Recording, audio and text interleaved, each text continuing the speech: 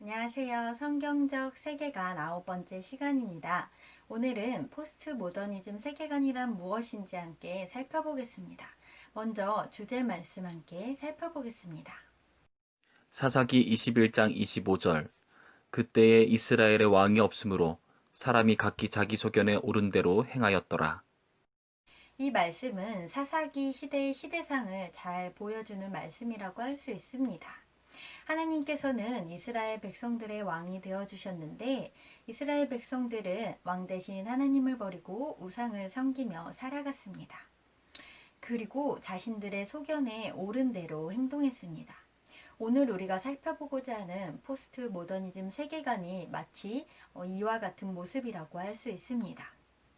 그렇다면 포스트 모더니즘이란 무엇인지 어떻게 생겨나게 되었는지 함께 살펴보겠습니다. 포스트 모더니즘이란 단어는 우리가 한 번쯤 들어봤을 익숙한 단어이지만 포스트 모더니즘을 한마디로 정의 내리기는 정말 어려운 일입니다. 저는 포스트 모더니즘에 대해 정의 내려지기를 부정하는 거부하는 사조다라고 말하고 싶습니다. 왜냐하면 포스트 모더니즘은 지나치게 포괄성을 띠고 또 개념의 모호성을 갖고 그리고 포스트 모더니즘이 넘어서고 대신하게 된 근대성의 본질이 무엇이냐에 대해 완전히 일치된 의견이 없기 때문입니다.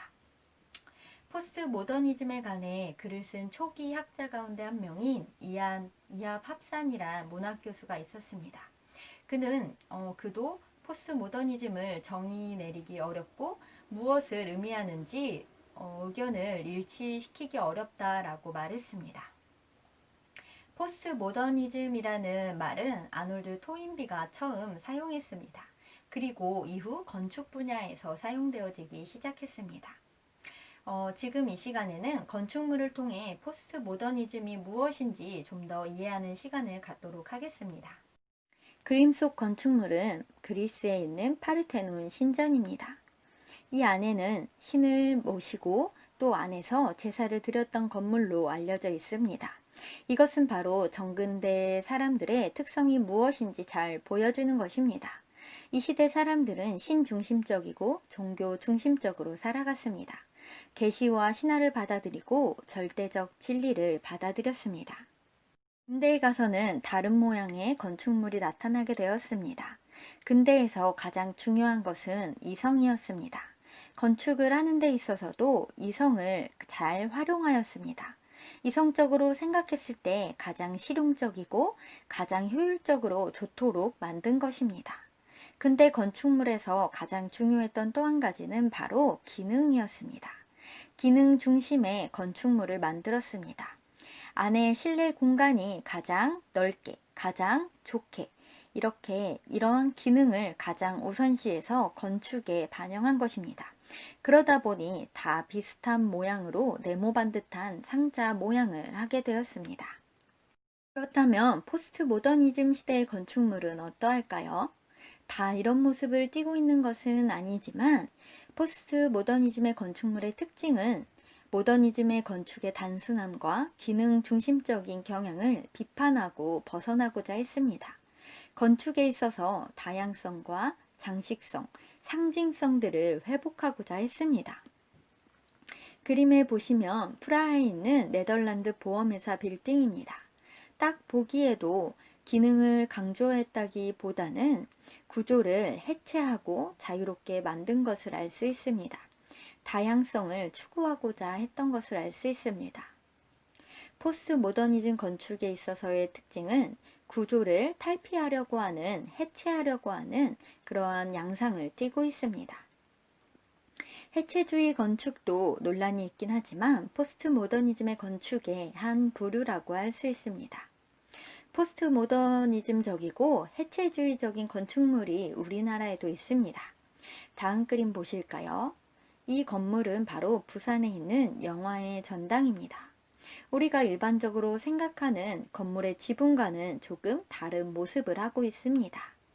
이렇게 일반적인 이성의 근거에서 판단할 때 기본적으로 우리가 생각할 수 있는 그러한 구조를 탈피하고자 했던, 해체하고자 했던 그러한 모습이 포스트 모더니즘 건축물에는 잘 드러나고 나타나 있는 것입니다. 이렇듯 건축물을 통해서도 알 수 있듯이 정근대에서 근대로 전환되었고 근대에서 포스트 모더니즘으로 전환이 이루어졌다는 것을 확인할 수 있습니다. 건축물에서 뿐만 아니라 시대별로 관심이 달라졌는데요.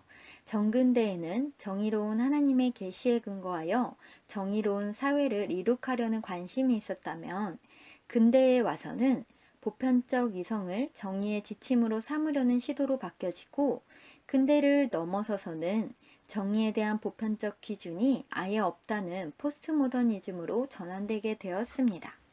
포스트 모더니즘은 이후 프랑스 사회학자 장 프랑스아 리오타르가 포스트모던이란 용어를 문화적 정당화 방식의 변화를 가리키는 것으로 사용하면서 문화 분석에서 핵심 단어로 자리 잡게 되었습니다.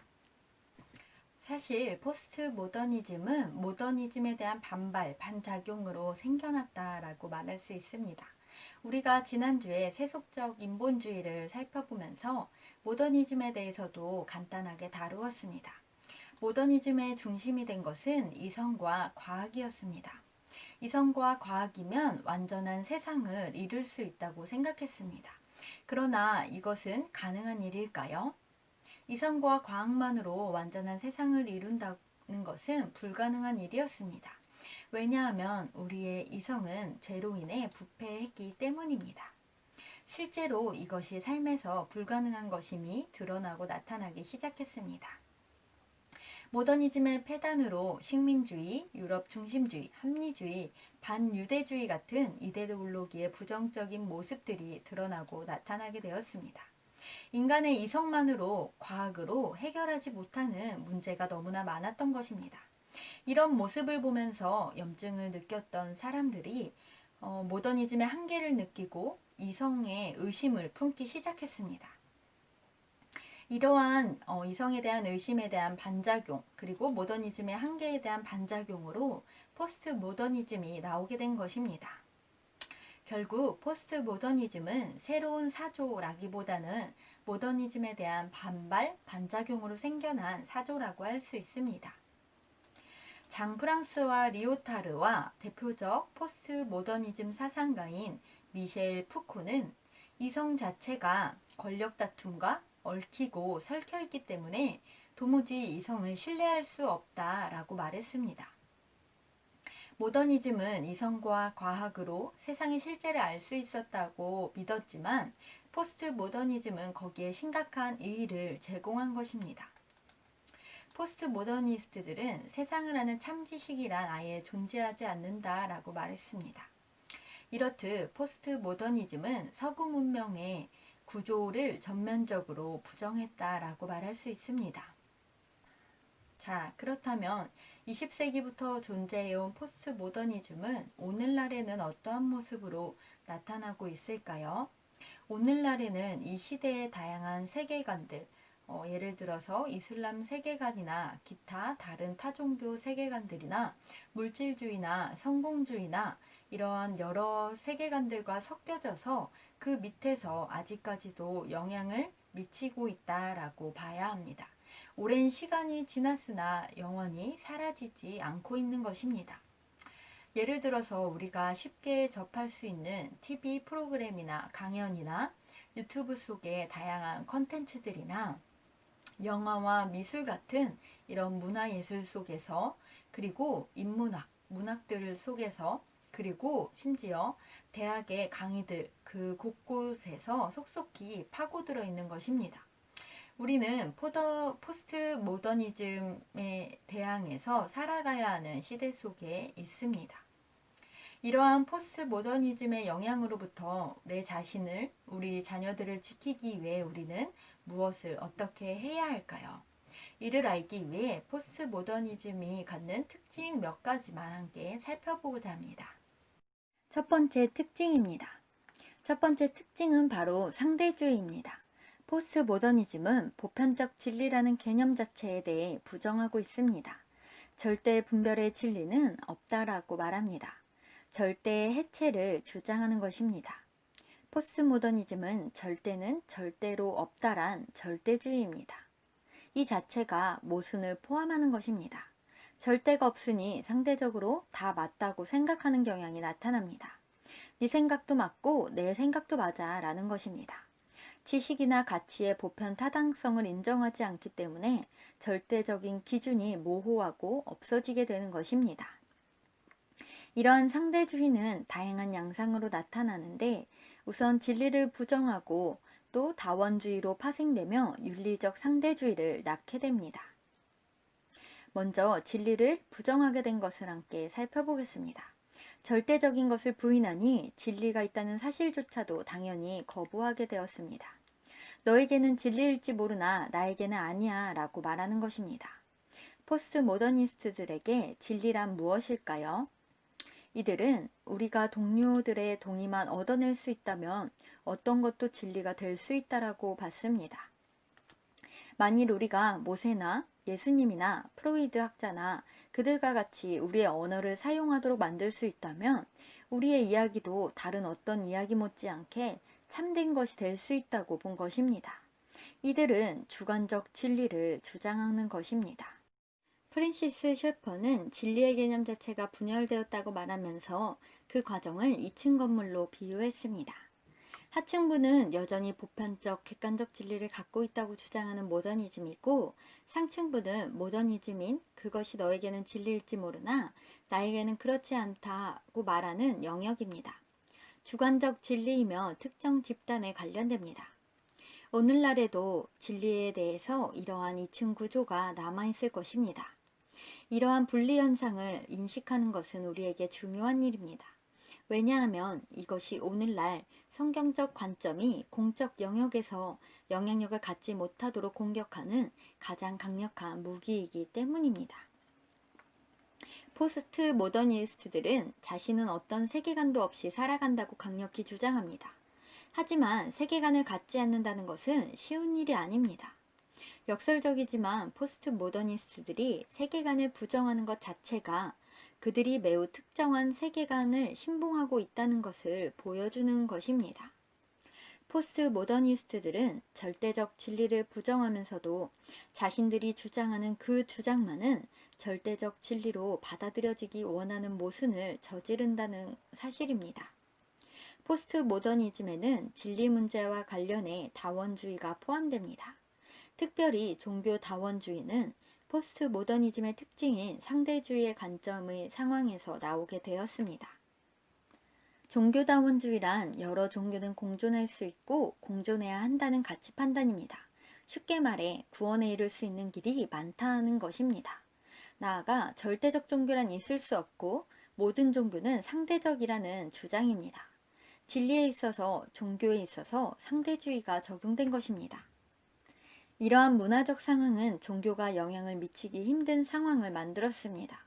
구원의 문제에 있어서 복음이 변질되고 하나의 구원의 길을 제시하는 것이 아니라 선택의 여지를 열어버린 것입니다. 종교와 믿음도 내가 싫고 좋은지에 따라 선택해버릴 수 있는 것으로 전락한 것입니다. 그렇다면 우리는 어떨까요? 우리는 절대 진리를 인정합니다. 유일하신 한 분 하나님만이 참 하나님이시라는 절대불변의 진리를 고수합니다. 포스트 모더니즘과 충돌하는 부분입니다. 세상이 변하고 시간이 흘러도 우리는 이 진리를 붙잡아야 할 것입니다. 상대주의와 비슷하지만 자기중심적인 사고를 더 나타내는 것이 바로 주관주의입니다. 주관주의는 객관적 사실보다 주관적인 사실, 네가 하는 게 맞다 이런 사고방식입니다. 각 사람이 기준이 되는 것입니다. 우리는 여기서도 앞에서 살펴보았던 주제 말씀 사사기 21장 25절 자기 소견이 옳은 대로 행하여 자신이 기준이 되었던 그 모습을 떠올리게 됩니다. 객관적으로 존재하는 자연적 실체는 없다고 보는 것입니다. 포스트 모더니즘에는 다양한 합리성들이 존재하며 그것들 각각은 그 자체로 존중받을 자격이 있다고 주장합니다. 그러나 그 합리성들을 판정할 수 있는 특권적인 관점이나 보편적 이성 개념 같은 것은 존재하지 않는다라고 말합니다. 요즘 사고방식에는 옳기 때문에 또는 당연히 해야 하기 때문에 하는 것이 잘 통하지 않습니다. 자녀를 키우시는 부모님들께서는 잘 아실 텐데요. 당연히 해야 하는 것이 아니라 자신이 좋아야만, 내 기준에 옳고 맞다고 생각해야만 내가 하게 되는 것을 잘 보게 됩니다. 다른 것보다도 자신의 의견이 가장 중심이 되는 사고방식인 것입니다. 주관주의적인 사고방식의 위험성은 무엇일까요? 개개인이 진리가 될 때 과연 우리는 죄에 대해서는 어떻게 판단할 수 있을지 생각해야 합니다. 죄에 대한 처벌을 무엇에 근거해서 어떻게 내릴 수 있는지를 생각해 봐야 합니다. 주관주의적 사고방식은 결국 윤리의 기준이 없어지는 윤리적 상대주의를 낳게 됩니다. 문화도덕적 상대주의라고도 합니다. 정의가 없어지고 누구의 정의가 옳은 것인지 분간할 수 없게 되는 것입니다.